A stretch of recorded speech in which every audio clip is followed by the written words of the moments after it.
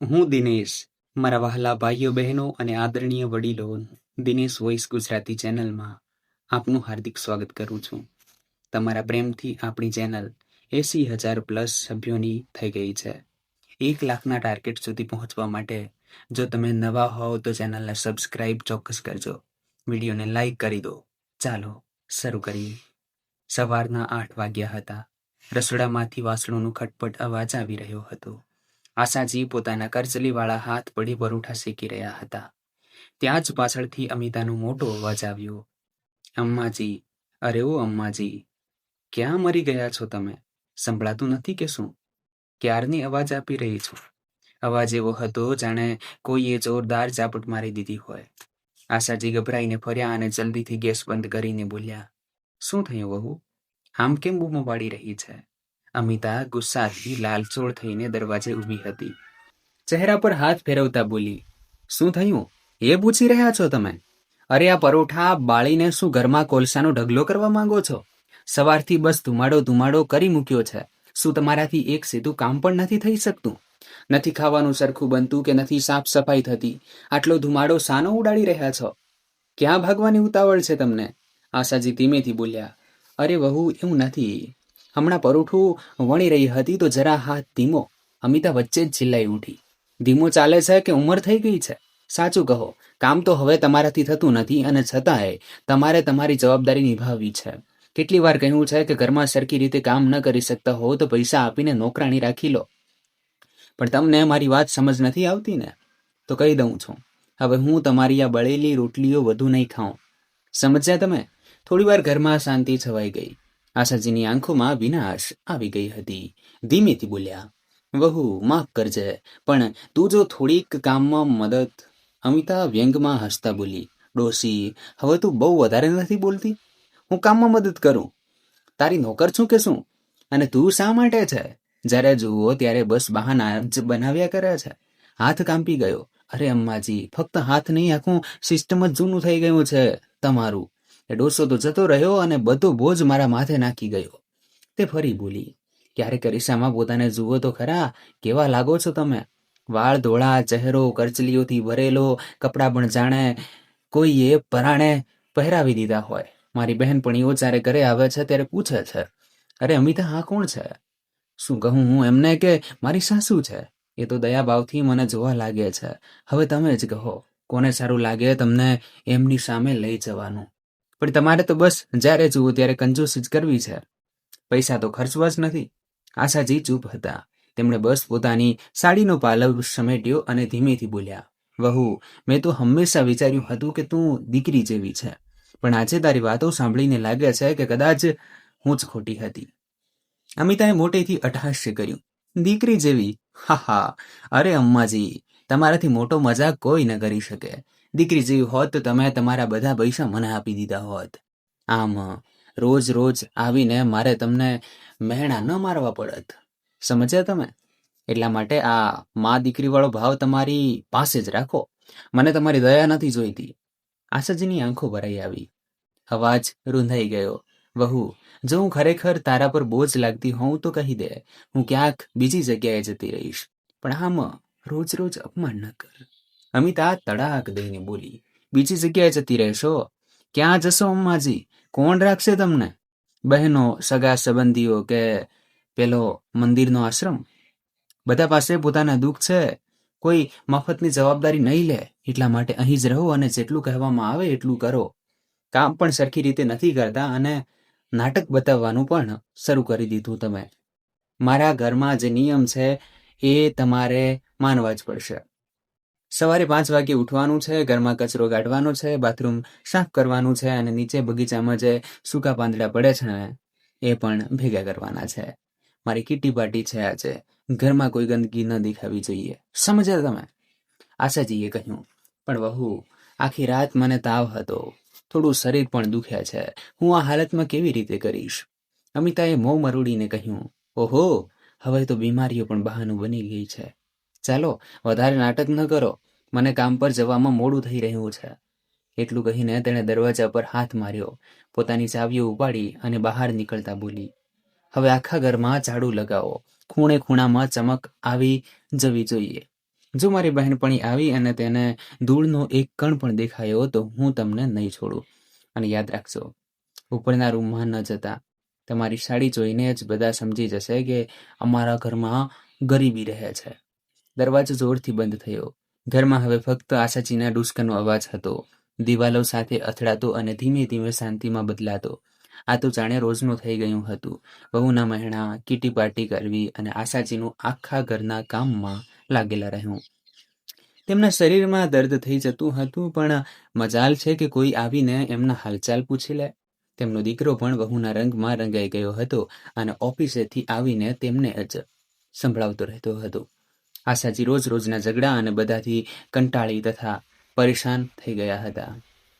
તણાવ એટલો વધી ગયો હતો કે તે આખી રાત ઊંઘી શકતા નહોતા. વિચાર્યા કરતા કે શું કરું જેથી આ બધું ઠીક થઈ જાય. કામ કરતા કરતા અડધો દિવસ કેવી રીતે વીતી ગયો ખબર જ ન પડી. વિચારોમાં ખોવાયેલા તે કામમાં લાગેલા હતા.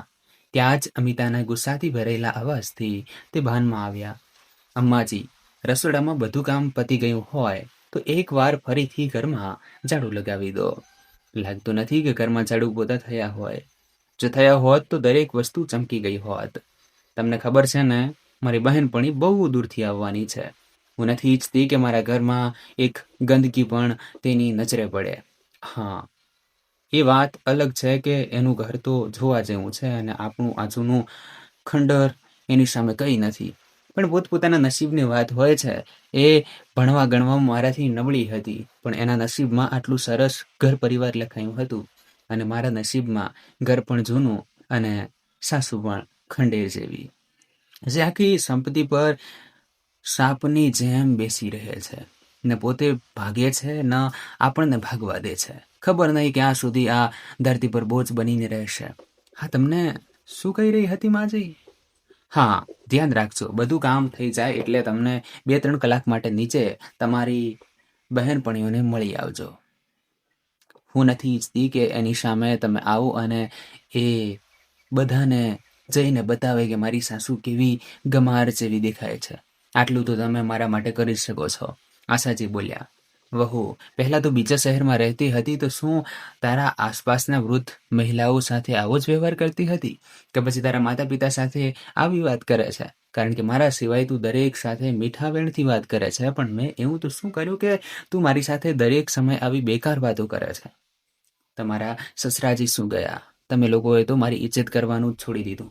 આખરે મેં એવી કઈ કમી રાખી છે? બધું તો તમને લોકોને સોંપી દીધું છે.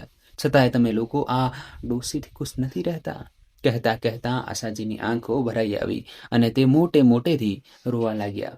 જેને જોઈને અમિતા બોલી, જુઓ સાસુમાં, હવે આ નકામા મગરમચ્છના આંસુ વહાવવાનું બંધ કરો. મારા પર તમારા આ આંસુઓની કોઈ અસર નહીં થાય. તમે કહેતા હતા કે તમે બધું આપી દીધું. અરે, કેમાં ઉંમરે જૂઠું બોલો છો? માનું છું મકાનમાં 40 લાખ લગાવ્યા છે, પણ છે તો એ તમારા નામે, અને 25,000 જે બાપુજીનું પેન્શન મળે છે તેને પણ તમે પોતાની પાસે દબાવીને રાખો છો. કેટલી વાર સમજાવ્યા કે એ પેન્શન ઘર ખર્ચ માટે મારા હાથમાં આપી દો, પણ ના, તમારા હાથમાંથી તો એક પાઈ પણ નથી નીકળતી અને મારી પાસે તમે ઇજ્જતની માંગણી કરો છો. ચાલો જાઓ નીચે અને 3 કલાક પહેલા આવતા નહીં. ત્યારે જ આશાજીનો દીકરો અજીત સામે આવ્યો તો આશાજી રડતા રડતા બોલ્યા, અજીત, સાંભળે છે તારી પત્ની શું કહી રહી છે? તું કંઈ કહેતો કેમ નથી બેટા? શું તને પણ તારી માંથી ફરિયાદ છે? શું મેં તમારા માટે કંઈ નથી કર્યું? તો પછી તું ચૂપચાપ આ બધું કેવી રીતે સાંભળી શકે છે? દીકરા? અજીત ગુસ્સામાં બોલ્યો, માં, એ શું ખોટું બોલે છે? અમે તમારી લીધે આટલા મોટા શહેરની નોકરી છોડીને આ શહેરમાં તમારી સાથે તમારો સહારો બનવા માટે આવ્યા, પણ તમે શું કર્યું? હું પણ તો તમને કેટલી વાર બોલું છું કે પેન્શનના જે 25,000 રૂપિયા મળ્યા છે એ અમને આપી દો. તમારો ખર્ચો શું છે? રોટલી તો અમારી પાસે ખાઈ રહ્યા છો, 2 જોડી કપડાં વગેરે પણ અમે અપાવી દઈશું. બીજો તમારો શું ખર્ચો છે? પણ તમે તો બાળકો જેવી જીદ લઈને બેઠા છો કે નહીં આપો. આશાજી બોલ્યા, ના બેટા, જીદ નથી, પણ મારા પણ તો નાના મોટા ખર્ચા હોય છે. હું પેન્શન તો તમને નહીં આપી શકું. ક્યારેક પિયર જાઉં છું, ક્યારેક મંદિર વગેરે પણ જાઉં છું, તો થોડો ઘણો ખર્ચો કરવો પડે છે અને પછી દરેક નાની મોટી વાત માટે તમારી સામે હાથ ફેલાવું. એ પણ તો સારું નથી લાગતું. એક વાત કહું, ખોટું ન લગાડતો. તને ઓછામાં ઓછા 70,000 થી 75,000 રૂપિયા મળે છે. હું તો તારી પાસે એ પૈસાનો હિસાબ ક્યારેય નથી માંગતી. તો પછી તું આવી વાતો કેમ કરે છે? મને યાદ છે, પાછલી ગલીમાં કમલાબહેન કહેતા હતા, પતિના મૃત્યુ પછી બધા પૈસા અને પેન્શન પણ દીકરાના હાથમાં સોંપી દીધા હતા. બિચારીને દર ભટકવું પડ્યું હતું. તેના દીકરાએ મારીને એમની હાલત ખરાબ કરી દીધી હતી. પોતાની દવા માટે પણ આસપાસથી ભીખ માંગતા હતા. જીવતે જીવતો ક્યારેય સુખ ન મળ્યું. મોત પણ એવું મળ્યું કે આજે પણ યાદ કરું છું તો રૂવાડા ઉભા થઈ જાય છે. હું મારી એવી દશા થવા દેવા નથી માંગતી. અને તમારા બંનેની અત્યાર સુધીની હરકતો પરથી મને સમજાઈ ગયું છે કે જો મેં મારા પૈસા તમને આપી દીધા તો તમે પણ મારી સાથે એ જ કરશો. અને મને હવે તમારા બંને પર ભરોસો નથી. અજીત એ દિવસે બહુ ગુસ્સે થયો. ન જાણે તેણે ગુસ્સામાં શું આડું અવળું પોતાની માને સંભળાવી દીધું અને બોલ્યો, આજ પછી મારી સામે ન આવતા. અને અમિતા તમારી સાથે જે કરે છે એ બિલકુલ બરાબર કરે છે. તમે એને જ લાયક છો.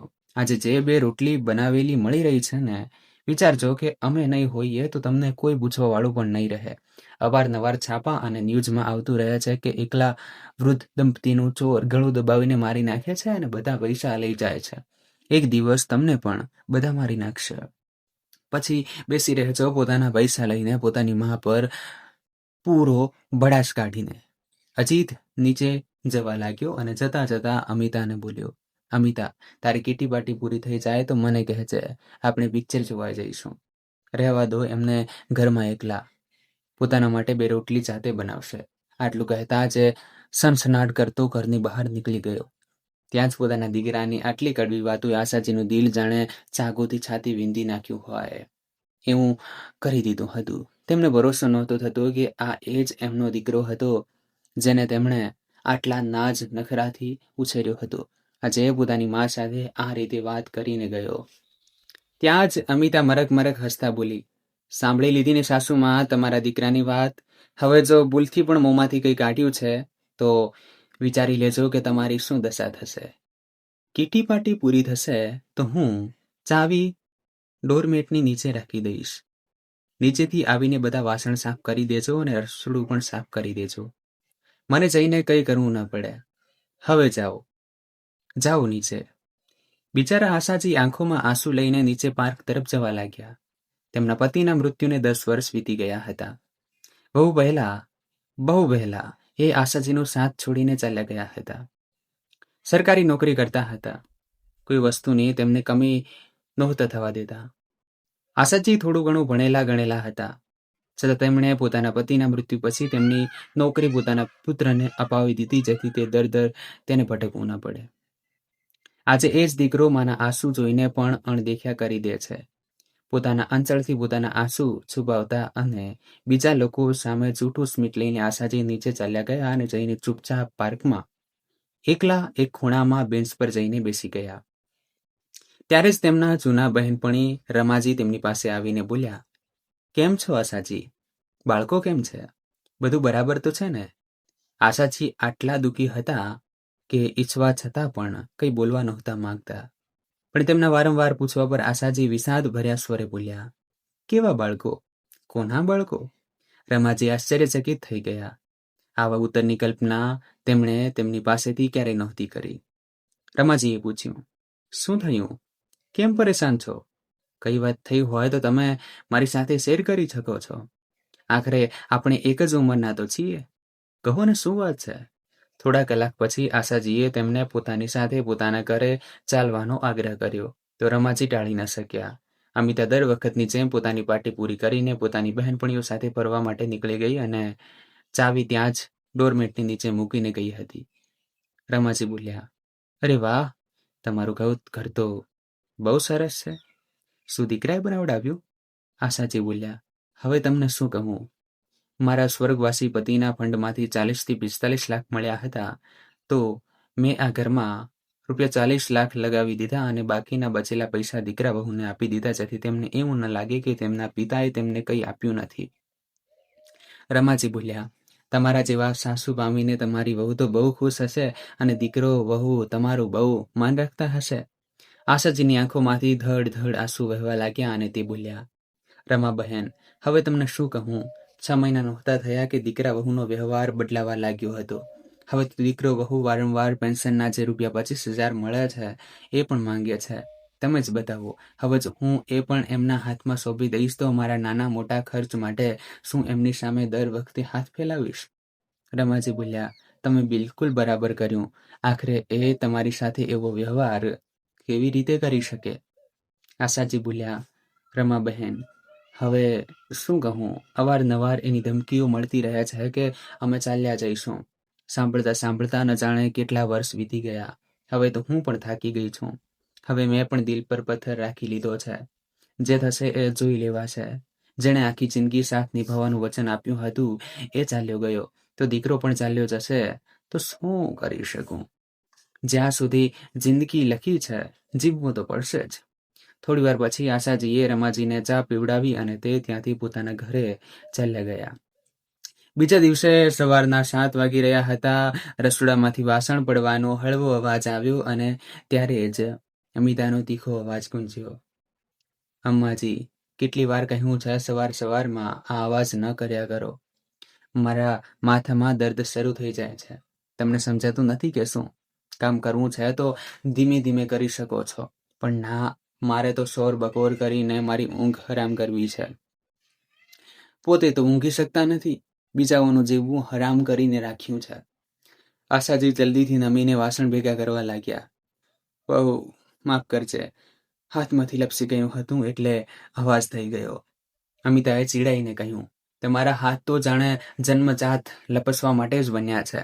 એક દિવસ સરખું કામ ન કરો તો મારો દિવસ શરૂ નથી થતો. કેટલી વાર કહ્યું કામ નથી થતું તો બેસી જાઓ ને. આ દેખાડો કેમ કરો છો કે બધું સંભાળી લેશો? આશાજી બસ ધીમેથી બોલ્યા, વહુ, જ્યાં સુધી શ્વાસ છે ત્યાં સુધી કંઈક ને કંઈક કામ તો કરતા રહેવું જોઈએ, નહીંતર શરીર જવાબ આપવા લાગે છે. અમિતાએ વ્યંગ્યમાં કહ્યું, વાહ, શું ભાષણ આપ્યું છે તમે! પણ એક કામ કરો, ભાષણ આપતા પહેલા જરા વાસણ ધોઈ લો. એના પછી તમે આરામથી શેરી મહોલ્લામાં જ્ઞાન વહેંચજો. સમજ્યા? હજુ ગઈકાલની પ્લેટો જે પડી છે એને સાફ કરી દો. તે ફરી અને જતા જતા બોલી, અને હા, બાથરૂમ પણ સાફ કરી દેજો. ગઈકાલે મારી બહેનપણી રીમા આવી હતી. કહેવા લાગી, તમારા ઘરમાં ગરડાઓની વાસ આવે છે. હવે વિચારો, હું શું જવાબ આપું કે આ વાસ મારી સાસુમાંથી આવે છે? આશાજી ત્યાં જ રોકાઈ ગયા. આંખોમાં પાણી છલકાઈ આવ્યું. વહુ, એવું ન કહે. તારી રીમા પણ તો મને બાળપણમાં આંટી કહેતી હતી. અમિતા હસી પડી. અરે આંટી નહીં, હવે તો ગળુચી ડોસી સાસુ કહે છે. તે નજીક આવીને ફૂસફૂસાઈ, સાચું કહું અમ્માજી, જો બાબુજીનું પેન્શન તમારા હાથમાં ન હોત ને તો હું આજે તમને આ ઘરમાં એક દિવસ પણ ન રાખત. આશાજીના ચહેરા પર આંચકો આવ્યો. તું આવું કેવી રીતે બોલી શકે વહુ? મેં તો હંમેશા બોલી તો રહી છું ને. અમિતા વચ્ચે જ બોલી ઉઠી. આટલું સમજાતું નથી કે જ્યારે આખું ઘર ચલાવવાની જવાબદારી મારી છે તો પૈસા તમારી પાસે કેમ રહે? તમે શું કરો છો એ પૈસાનું? મંદિરમાં ચડાવી દો છો કે બીજા કોઈને વેચી દો છો? આશાજી ધ્રુજતા અવાજે બોલ્યા, એ પેન્શન મારા માટે નહીં, તમારા બાપુજીની યાદ છે. જ્યારે ક્યારેક મંદિર જાઉં છું તો તેમના નામનો દીવો પ્રગટાવું છું. અમિતાએ ઠંડુ હાસ્ય હસતા કહ્યું, અરે વાહ, અને એ જ બહાને દર મહિને 20-25 હજાર રૂપિયાની ભેટ ચડાવી દો છો તમે એ મરેલા ડોસા માટે. અને અહીં તમારી વહુ દીકરો જીવતા છે એમની ફિકર નથી તમને. બસ સમયે મરવાની દુઆ કરતી હશો ને? કમાલ છો અમ્માજી. પછી તે તીખા સ્વરે બોલી, જુઓ, હવે એક વાત સીધી રીતે સમજી લો. આવતા મહિનાથી એ પેન્શનના પૈસા મને જોઈએ, નહીતર અમે બંને આ ઘરમાંથી નીકળી જઈશું અને પછી તમે એકલા રહી જશો, જેમ રસ્તા પર પડેલા એ વૃદ્ધો જેમનું કોઈ નથી હોતું. આશાજીએ બંને હાથ છોડી દીધા. બહુ આવી વાતો ન કર. એકલવાયાપણુંથી વધારે ડર કોઈને નથી લાગતો. હું તમને આપીશ કંઈક, પણ પૂરું નહીં. અમિતાએ તેમનો હાથ ઝાટકી દીધો.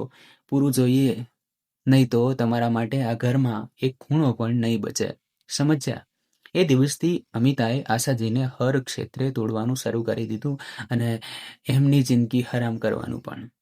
જ્યારે તે ખાવાનું ખાતા હતા, અમિતાએ થાળી છીનવી લીધી. ખાવાનું અમારા પછી ખાતા રહો. પહેલા ઘરના સભ્યો ખાય છે, પછી નોકર. રાત્રે એમના રૂમના દરવાજે ચાવી લગાવી દીધી, જેથી તે રૂમમાં ન સૂઈ શકે. જેથી આશાજી થાકીને આખી રાત આંગણામાં જ ઠંડીથી ધ્રુજતા સૂતા રહ્યા. એક દિવસ આશાજીની દવા પૂરી થઈ ગઈ. અમિતા બોલી, આટલા પૈસા પોતાની તબિયત પર લગાવ્યા કરો છો, અમને કહો, અમે તમારો એવો ઈલાજ કરાવીશું કે પછી તમને ક્યારે બીમાર જ તમે નહીં પડો. પણ તમે તો કંજૂસી કરવાથી ઊંચા નથી આવતા ને. દર મહિને દવા આવતી રહે. ઉંમર તો એમ પણ પૂરી થઈ ચૂકી છે. એ નથી કે અમારા બાળકો માટે બચાવીએ, પણ તમે તો જાણે પોતાના પર જ બધો ખર્ચ કરવા માંગો છો. આશાજીનું દિલ બહુ દુભાતું હતું આવી વાતો સાંભળીને, પણ તે બસ વિચારી રહ્યા હતા કે ક્યારે એમની ધીરજ ખૂટશે. એક દિવસ તેની વહુ અમિતાએ દીકરા અજીતની સામે કહ્યું, તમારી મા પાસે પૈસા છે, છતાં અમારે ખર્ચ ઉઠાવવો પડે છે.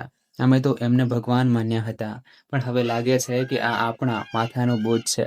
અજીત કંઈ ન બોલ્યો. તેની ચૂપકીદીએ આશાજીના દિલને વધુ તોડી નાખ્યું. ક્યારેક સવારે ચા લાવવામાં મોડું થયું તો અમિતાએ કપ તોડી નાખ્યો. જુઓ અજીત, હવે આ એટલી નકામી થઈ ગઈ છે કે ચા પણ સરખી રીતે નથી બનાવી શકતી. આશાજીની આંખોમાં આંસુ હતા. તે ફક્ત આટલું જ કહી શક્યા, માફ કરજે વહુ. પણ એનાથી આગળ શબ્દો જાણે ગાયબ થઈ ગયા. જ્યારે તે મંદિરેથી પાછા ફર્યા તો દરવાજો બંધ હતો. અંદરથી અવાજ આવ્યો, અમે સૂઈ રહ્યા છીએ, દરવાજો ન ખખડાવતા. જો કોઈ અવાજ આવ્યો તો સારું નહીં થાય. આ એમના દીકરાનો અવાજ હતો. તે આખી રાત આંગણામાં બેસી રહ્યા અને પોતાના નસીબ પર રોતા રહ્યા. ઠંડી હવામાં ધ્રુજતા ધ્રુજતા, પણ અવાજ કર્યા વગર. પણ હવે એમની ધીરજ જવાબ આપવા લાગી હતી. સવારે જ્યારે અમિતાને ગુસ્સાથી કહ્યું, હવે બસ, કાં તો પૈસા આપી દો અથવા નીકળો. તેણે દરવાજા તરફ ઇશારો કર્યો અને ચીસ પાડીને બોલી, આ ઘર અમારું છે, તમારું નહીં. આશાજી થોડીક ક્ષણ શાંત રહ્યા, પછી ધીમેથી બોલ્યા, કદાચ તું ભૂલી રહી છે વહુ. આ ઘરની પહેલી ઈંટ મેં અને મારા પતિએ મૂકી હતી, અને હવે હું જોઈશ છેલ્લી ઈંટ કોણ હલાવે છે. એમની આંખોમાં હવે આંસુ નહોતા, ફક્ત સન્નાટો હતો, અને એ સન્નાટો હવે તુફાન બનવાનો હતો. આજે અમિતા ગુસ્સામાં અજીતને બોલી, તમારી ધમકીઓની તમારી મા પર કોઈ અસર નથી થઈ રહી. આપણે કંઈક મજબૂત કદમ ઉઠાવવું પડશે, નહીતર આ આપણને પૈસા નહીં આપે. તમે સમજો છો, 25,000 ઓછા નથી હોતા. અરે 25,000 હાથમાં આવી જશે તો તમારે કંઈ પણ ખર્ચ કરવાની જરૂર નહીં રહે. આપણા બધા પૈસા એમને આમ પડ્યા રહેશે, અને એમનું શું નક્કી છે? મરી ખપી જશે તો ખબર પણ નહીં પડે કે કોને શું આપી દીધું છે. અજીત બોલ્યો, તું સાચું કહી રહી છે, પણ આનો કોઈ ચોક્કસ ઉપાય નીકાળ. તારે જે કરવું હોય એ કરી શકે છે, હું તને નહીં રોકું. બીજા દિવસે અમિતાએ આશાજીને કહ્યું, અમ્માજી, ધાબુ બહુ ગંદુ થઈ ગયું છે, એને સાફ કરી દો. આશાજી બોલ્યા, વહુ, ચોમાસાની ઋતુ આવવાની છે, પોતાની મેળે જ ધાબુ ધોવાઈ જશે. કેમ આ કરડી હાડકાને કષ્ટ આપી રહી છે? અમિતા બોલી, મને ગંદકીમાં રહેવાની ટેવ નથી. આ ઘરને મેં કેટલી મહેનતથી શણગાર્યું અને સાફ કર્યું છે. તમને રાખી રહી છું એ જ બહુ મોટી વાત છે. હવે તો મારો આ ઘરમાં બિલકુલ રહેવાનું જીવ નથી થતો. આજ સુધી તમારો દીકરો કહેતો રહ્યો, પણ આજે હું તમને સારી રીતે સમજાવી દઉં છું. એવું કરીએ છીએ. તમે તમારા પેન્શનના પૈસા તમારી પાસે રાખો. આશાજીના ચહેરા પર હળવી ખુશી આવી જ હતી કે અમિતા બોલી, પહેલા પૂરી વાત તો સાંભળી લો. બસ ઘરનું રાશન, દૂધ, લાઇટ બિલ અને ગુડ્ડુની સ્કૂલ બસનો ખર્ચ અને જે પણ અન્ય ખર્ચા છે એ તમે જોશો, ઠીક છે? કહો તમને મંજૂર છે તો ઠીક છે, નહીતર અમે અમારા રહેવાની વ્યવસ્થા ક્યાંક બીજી જગ્યાએ કરી લઈએ છીએ. અને યાદ રાખજો, એકવાર ઘર છોડીને ગયા તો તમે તમારા પુત્રને નહીં મળી શકો. આશાજી બોલ્યા, વહુ, તે તો ઘરનો આખો ખર્ચ ગણાવી દીધો, પછી મારા હાથમાં શું જ બચશે? તું સમજી નથી રહી. હું તમારા લોકો પાસે કંઈ નથી માંગતી, બસ એટલી જ પેન્શનના પૈસા મારા હાથમાં રાખું છું. તમારો પતિ 70,000 થી 75,000 કમાય છે. શું એ પણ તને ઓછું પડે છે? એ પછી કેમ કહે છે કે તું એ પૈસા બચાવીને મારા પૈસા ખર્ચવા માંગે છે, જેથી હું દરની ઠોકરો ખાઉં અને તમારી સામે હાથ ફેલાવું? વહુ, આટલી નિર્દય પણ ના બન. અરે આજે નહીં તો કાલે તું પણ ઘરડી થઈશ. તારી સાથે જો કોઈ આવો વ્યવહાર કરશે તો તને કેવું લાગશે? આ ઉંમરે મારા દીકરા અને પુત્રથી મને અલગ ન કર. કેમ એક કરણી માના દર્દનું કારણ બને છે. આશાજી હાથ જોડીને અમિતાને વિનંતી કરવા લાગ્યા. અમિતાએ એમનો હાથ સખત મરોડી દીધો અને બોલી, હે ભગવાન, આ ડોસીના કાન પર જૂ પણ નથી રેંગતી. ઠીક છે, રહો તમારા 25,000 લઈને અને મરો આ ઘરમાં એકલા. આટલું કહીને તેણે જોરથી આશાજીને ધક્કો માર્યો અને તે દૂર જઈને પડ્યા. અમિતાએ અજીતને ફોન કરીને બધી વાત બતાવી. અજીતે કહ્યું, પોતાનો સામાન સમેટો, આપણે ક્યાંક બીજે જઈને રહી લઈશું, પણ એમની સાથે તો હવે નહીં રહીએ. મરશે ત્યારે પણ હું એમની ચિતાને અગ્નિ આપવા નહીં આવું. અહીં રહીને એમને રોટલી ખવડાવી રહ્યો છું અને તે આપણી વાત નથી માનતી. મરવા દો, પછી ભૂત બનીને ફરતી રહેશે. આશાજીએ પોતાના મન પર પથ્થર રાખી લીધો કે હવે જે થશે તે જોઈ લેવાશે. બીજા જ દિવસે સામાન લઈને દીકરો વહુવાળાના ફ્લેટમાં રહેવા ચાલ્યા ગયા. ત્યાં ₹15,000 મહિનાનું ભાડું, ₹5,000 લાઇટ બિલ આપવા લાગ્યા અને જ્યારે બધા ખર્ચા વધવા લાગ્યા ત્યારે તેમને લોટ દાળનો ભાવ ખબર પડવા લાગ્યો. મહિનો વીત્યો નહીં કે અજીતે પોતાની ભૂલનો અહેસાસ થયો અને આવીને માને કહેવા લાગ્યો, માં, હું વિચારતો હતો કે તમે એકલા કેવી રીતે રહેશો અને ગળપણમાં લોકોથી ભૂલો તો થઈ જ જાય છે. હું નહીં કરું તો તમને કોણ સાચવવા આવશે? એટલા માટે હું પાછો આવી ગયો છું. આશાજી મરક મરક હસીને બોલ્યા, બેટા, તું ભૂલી રહ્યો છે કે મેં તને જન્મ આપ્યો છે. હું તારી માં છું, એટલે તારી રગે રગથી વાકેફ છું. તને ત્યાં ₹15,000 ભાડું આપવું મંજૂર છે, પણ અહીં પોતાની માને રોટલી આપવી ભાડે પડી ગઈ હતી. હું આજે સમજી ચૂકી છું કે આ દુનિયામાં કોઈ કોઈનું નથી. બધા અહીં સ્વાર્થી લોકો છે. તું મારી ચિંતા ન કર. મેં મારા માટે કામવાળી રાખી લીધી છે. ₹5,000 મહિને લેશે અને બધું કામ કરી દેશે. હું કેમ કોઈનું સાંભળીશ? તું તારી પત્ની અને પરિવાર સાથે ખુશ રહે. અહીં આવીને રહેવાની હવે કોઈ જરૂર નથી. અત્યારે મારા આરામ કરવાનો સમય છે. હું જાઉં છું. આટલું કહીને આશાજીએ અજીત અને અમિતાના મોં પર દરવાજો બંધ કરી દીધો.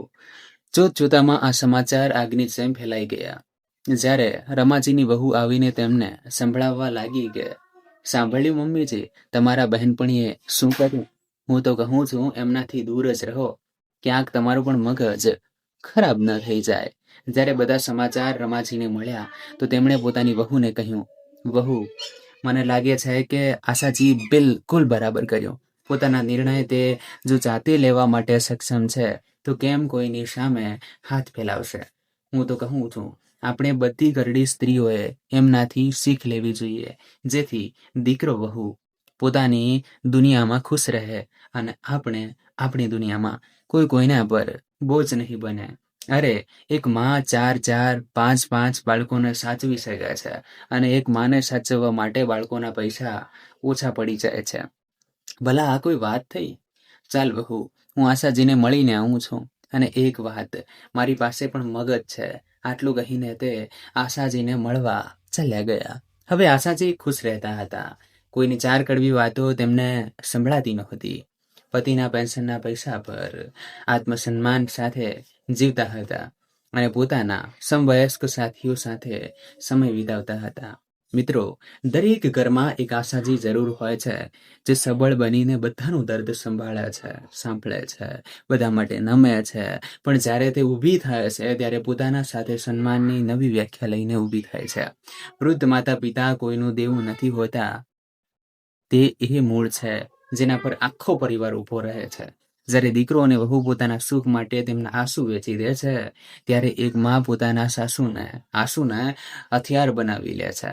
આશાજીએ આપણને શીખવ્યું કે સહારો બનવાની કોઈ ઉંમર નથી હોતી, બસ હિંમત જોઈએ છે. અને જ્યારે એક સ્ત્રી પોતાના સન્માન માટે ઊભી થાય છે તો ફક્ત પોતાની નહીં પણ આખા સમાજની અવાજ બની જાય છે.